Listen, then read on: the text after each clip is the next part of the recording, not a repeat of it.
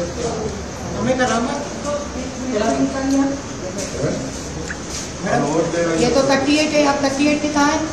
उठाइए आप।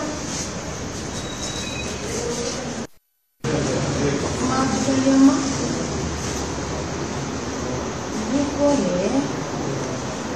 आप कौन है?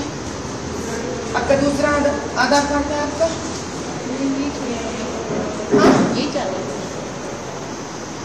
पहले बनाई से कितने साल पहले बना था ये?